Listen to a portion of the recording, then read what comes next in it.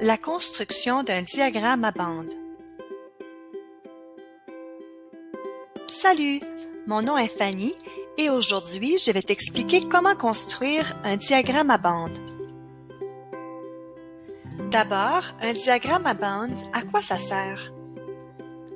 Le diagramme à bande permet de représenter des données. Voici par exemple un tableau qui représente la saison préférée des élèves. On peut représenter l'information du tableau dans un diagramme à bande.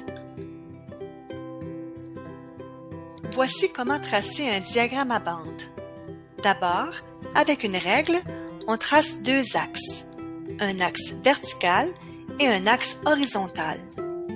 Ensuite, on écrit le titre en haut. Par exemple, « Saison préférée des élèves ». Ensuite, on décide comment graduer l'axe vertical. On peut faire des bonds de 1, de 2, de 5 ou autres. Aujourd'hui, faisons des bonds de 2. N'oublie pas qu'on doit toujours garder le même espace entre les bonds.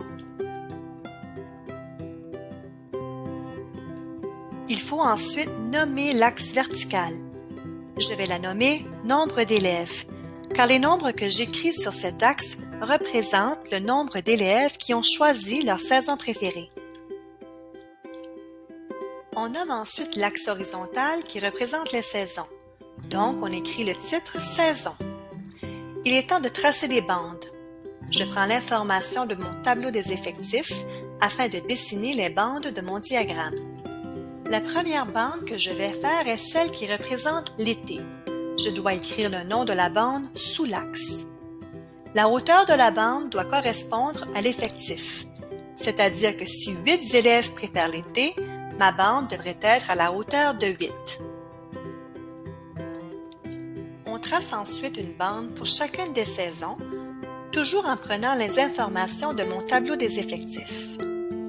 On peut colorer les bandes si on veut, c'est très joli.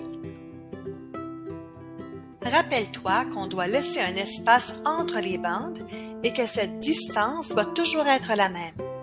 Rappelle-toi aussi que la largeur des bandes est toujours la même. Tu aurais pu choisir de placer les saisons sur l'axe vertical et le nombre de personnes sur l'axe horizontal.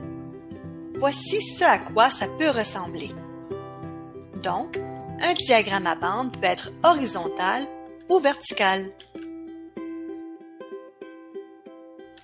En résumé, le diagramme à bande doit toujours avoir un titre pour chaque axe, un axe gradué, des bandes de même largeur qui sont séparées également et qui correspondent à l'effectif.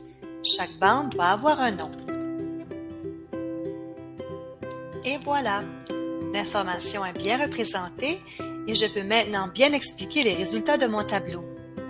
Amuse-toi bien à construire des diagrammes à bande pour représenter des informations qui t'intéressent. À la prochaine!